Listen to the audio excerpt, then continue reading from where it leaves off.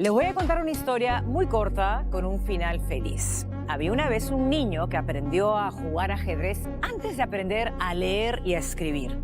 En casa, sus hermanos mayores le ganaban una partida tras otra, pero él, en vez de rendirse, empezó a observar, a reconstruir las partidas, a entender dónde se equivocaba, cómo se atacaba, cómo se defendía y qué secretos escondía ese tablero de 64 casillas. Porque el ajedrez parece pequeño, pero es inmenso. Se suele decir que existen alrededor de 10 elevado a 120 posibles partidas. O sea, es una cifra tan descomunal que cuesta incluso imaginarla. Y sin embargo, ese niño encontró su camino en medio de ese universo casi infinito de posibilidades. Ganó un torneo tras otro, empezó a viajar, a competir, a sorprender, por supuesto, hasta convertirse en Gran Maestro Internacional, un título de por vida otorgado por la Federación Internacional de Ajedrez y reservado solo para quienes alcanzan la élite absoluta de este deporte. Imagino que algunos ya saben de quién hablo. Bueno, hoy tenemos la suerte y el privilegio de conversar con el protagonista de este cuento feliz, a propósito de este libro que acaba de publicar la editorial Pichoncito, Guía para ser un maestro de ajedrez. Julio Granda, uno de los grandes nombres del ajedrez peruano y latinoamericano.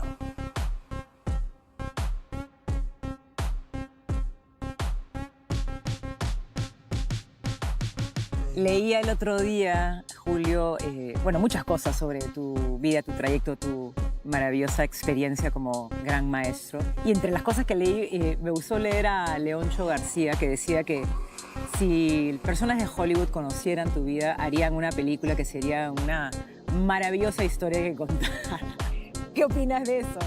Bueno, son palabras muy generosas de Leoncho, un amigo apreciado del ajedrez y el periodista más especializado en el mundo, probablemente en la historia. Y claro, yo como protagonista, uno por ahí no es el personaje más indicado para decir si eso puede ser interesante o no. Claro. Pero a veces uno tiene que trascender más allá de tus impresiones y creo que sería una historia interesante. A veces me pongo a hacer una retrospectiva de mi vida desde que empecé a jugar ajedrez y veo que es una historia curiosa, ¿no? Sobre todo en el contexto europeo, porque en Perú, pues, aquí hay muchas cosas más que curiosas, pero en Europa de pronto dicen, ¿no? Un niño campesino que aprendió a los 5 años antes de leer y escribir, que prácticamente no tuve una formación académica y sin embargo llegué a gran maestro. ¿Cuál es el misterio? ¿Y cuál es el misterio? Y el misterio yo no lo sabía, pero a tanta insistencia he tenido que elucubrar qué efectivamente pasó conmigo para llegar a gran maestro. Y creo que ha sido mis dotes competitivas que desarrollé desde muy pequeño, auspiciado por mis hermanos, que no querían primeramente jugar conmigo. Ajá. Y luego cuando aceptaron de mala gana, se burlaron de mí. Ajá. Sin querer me hicieron un gran favor, porque eso implicó que yo me esforzara más, que me diera cuenta sobre todo dónde me equivocaba. Y una vez que lo superé, ellos ya no querían jugar conmigo, ¿no? Okay. Ya tuve que buscar otro ámbito y felizmente seguí mi camino y pude llegar a gran maestro. ¿Y tienes recuerdos del momento en tu vida que te diste cuenta y que pudiste aceptar que tenías esta altísima capacidad, por no decir gran talento o genialidad para jugar?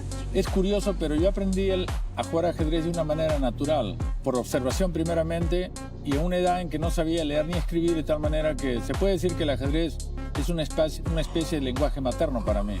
Nunca me planteé dedicarme de una manera profesional al ajedrez, pero siempre tenía resultados.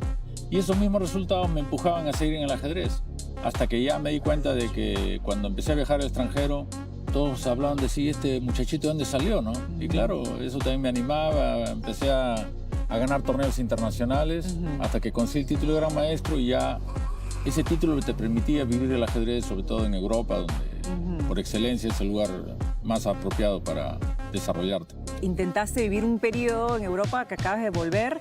¿Querías como que parar ya de competir? ¿En ese momento de tu vida ya sientes que has competido demasiado? Aún considero que puedo competir, pero las circunstancias han cambiado porque a raíz del dominio de las máquinas que han superado claramente al hombre, es triste admitirlo, pero es la realidad, y también al auge que ha tenido el ajedrez por internet, incluso dentro del drama humano que significó la pandemia, el ajedrez se ha multiplicado muchísimo, entonces ya es muy difícil ganar torneos, vivir exclusivamente de la competencia, pero por otro lado se ha abierto un campo para la enseñanza. Entonces básicamente tengo una academia virtual, me dedico a la enseñanza por internet y la verdad que tiene satisfacciones de otro tipo. Puedo imaginar. Porque qué bonito poder enseñar a los niños, compartir tus conocimientos, no solo técnicos, sino también tu experiencia de vida. Claro. Y eso incentiva a los niños y la verdad que estoy bastante contento con esta nueva experiencia. Claro, o sea, a nivel pedagógico, el hecho de jugar aprendiendo y aprender jugando, creo que es como las condiciones ideales para el aprendizaje de un niño, ¿no? Efectivamente, porque el ajedrez como juego de ciencia tiene mucho rigor científico y eso a veces, digamos que exalta a los padres para que meterles ese rigor y se olvidan que el ajedrez es un juego y que el niño quiere divertirse, ¿no?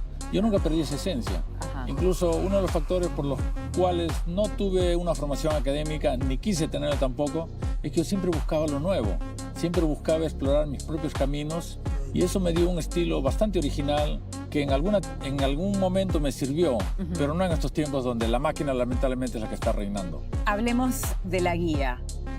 Tú dices que esto va a servir para descubrir cómo empezar a jugar este juego. Y quizás perder el miedo de que efectivamente el ajedrez es para algunos. ¿El ajedrez es para todos? Yo creo que sí, porque hay que romper mitos. Durante muchos años se ha cultivado esta estigma que el ajedrez es un juego limitado para unas personas un poco raras, pero creo que entonces es un juego bastante asequible, pero también es un mundo, es un océano donde necesitas una guía, ¿no? Porque si no sabes navegar ahí, entonces espero que este libro, que su título es muy sugerente, Guía para ser un maestro de ajedrez, pueda permitir a cualquier niño, a cualquier persona interesada en tener pues un conocimiento y también un aliento, porque mi vida ligada al ajedrez definitivamente se han dado esas circunstancias como para que yo pueda transmitir ese entusiasmo y que los niños sobre todo aprendan al ajedrez y encuentren su belleza y su lógica. Todo el mundo habla de la parte técnica, de lo difícil del ajedrez y menos se habla de las partes que son quizás más bellas, ¿no? Que tiene que ver con las combinaciones, con jugadas que parecen como ilógicas y de pronto, no sé, pues revelan cosas brillantes. Sí, esa es la magia del ajedrez justamente, ¿no? A lo largo de la historia ha habido campeones que han marcado una época, por ejemplo, Miguel Tal, Mijail Tal. Su apodo era el mago de Riga, porque realmente te podía sacar jugadas inesperadas que para la época eran más sorprendentes todavía. Es como la vida misma, ¿no? Cuando uno tiene una vida demasiado rigurosa, previsible, pues está bien, ¿no? Pero un tanto aburrida, ¿no? Sin embargo, cuando hay la sorpresa, cuando hay algún detalle inesperado, pues eso son los condimentos de la vida. El ajedrez también tiene esa parte tan rica que lo hace un juego realmente apasionante. El uso de la tecnología en el universo del ajedrez ya es algo que ya viene, digamos, usándose hace bastante.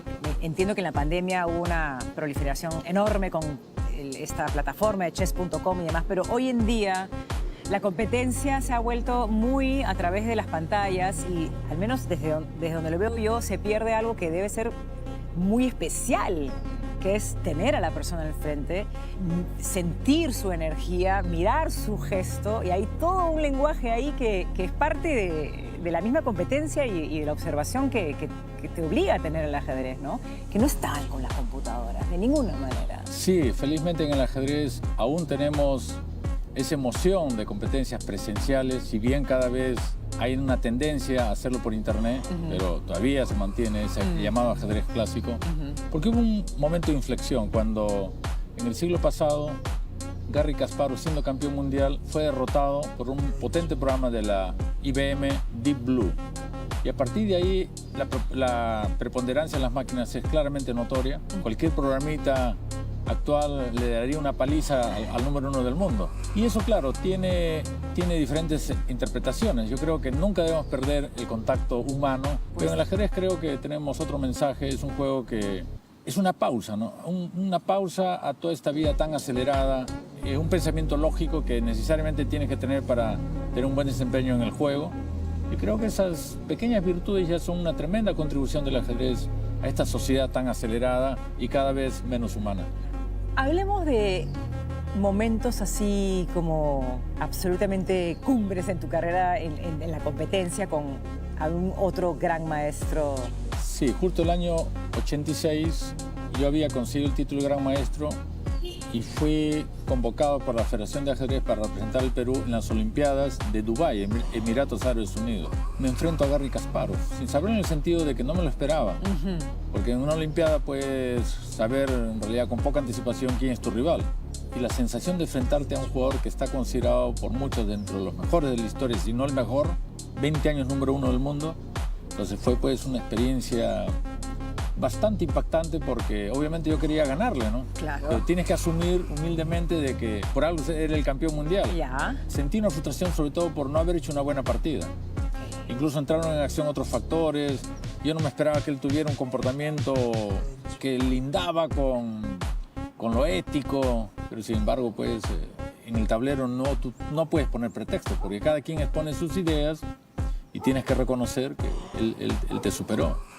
Pero fue una tremenda experiencia y desde otro punto de vista, pues es un lujo haber coincidido con él en un torneo tan importante. Me puedo imaginar. Él estrenaba justo su título de campeón mundial. Ahora mismo el Perú ha trascendido y la gente de otros países se pregunta ¿y cuál es la fórmula en Perú para que saquen tantos grandes maestros? Para que haya continuamente niños talentosos que nos representen y consigan grandes resultados. Es un misterio. Es un misterio. Es un misterio.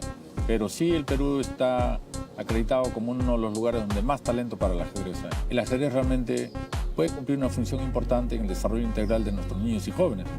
Porque es un juego que no requiere mayor inversión. Aquí pueden ver un tablero, sus piezas.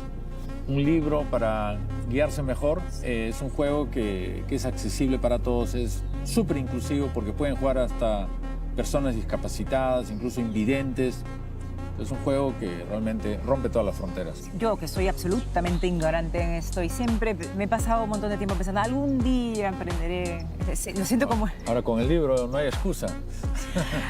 Este libro nos puede enseñar de cero, de verdad. Por supuesto. O sea, ese es el propósito del libro para Sí, gente claro, como yo, que se siente así la más ignorante. Sí. Y que además siento como en el fondo siempre estoy pensando, tengo que hacerlo porque sé que me va a hacer muy bien en la vida. ¿Esta es la manera de empezar? Yo creo que sí. Ah, sí. Sí, porque... ¿Cuál es el objetivo de esta publicación? Cuéntanos. Justamente hacer accesible el ajedrez a todos. Porque hay un estigma de que el ajedrez es un juego complicado, muy difícil, Sí. reducido a un grupo de personas extrañas, poco sociables. ¿Cuáles son aquellos pequeños talentos que en teoría creemos que debemos tener para jugar? No es memoria, no es concentración, me dices intuición.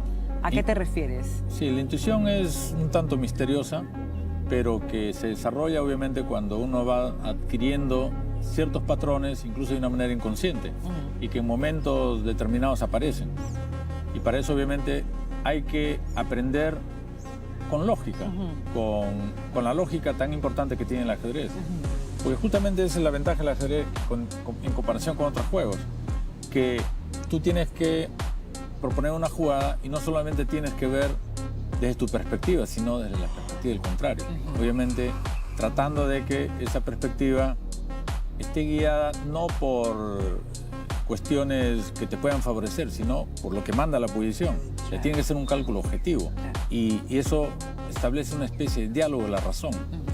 Y ahí obviamente el error está esperando y cuando tú te equivocas, evidentemente echas a perder todo ese esfuerzo que has hecho. Y a la vez tienes que estar muy atento por si el rival se equivoca y aprovechar las circunstancias. Claro.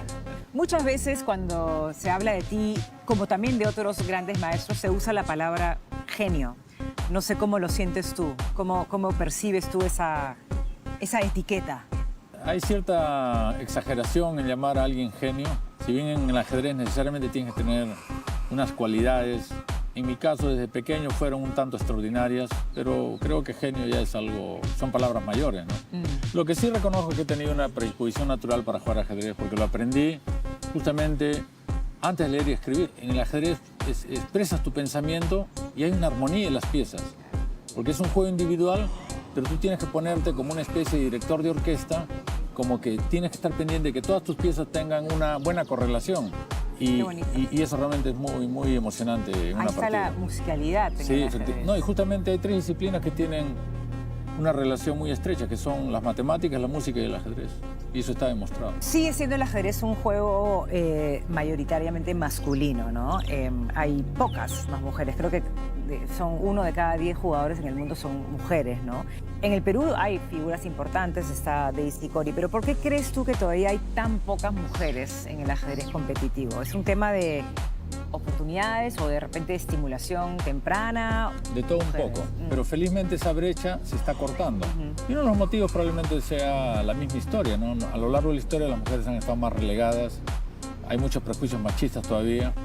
Se ha aportado mucho con esa serie que se transmitió, y creo que se transmite todavía en Netflix, Gambito de Dama, donde la protagonista es una chica que logra ser campeona mundial. Eso todavía no se ha dado en la historia, pero esperemos que pronto salga una mujer que pueda romper esos estigmas. ¿Te gustó la serie? Me gustó, sí. Me gustó porque... ¿Te pareció realista o no? Yo creo que sí.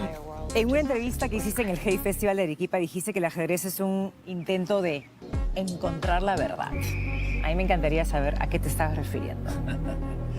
Bueno, la verdad depende desde qué óptica se mire, ¿no? Es una palabra amplia y lamentablemente ajena a los seres humanos, ¿no? Porque los seres falibles cometemos muchos errores y la verdad lamentablemente está muy lejana de nosotros muchas veces, ¿no? Pero al menos uno tiene que intentar hacer lo correcto. En el ajedrez uno intenta buscar la verdad, pero siempre te equivocas.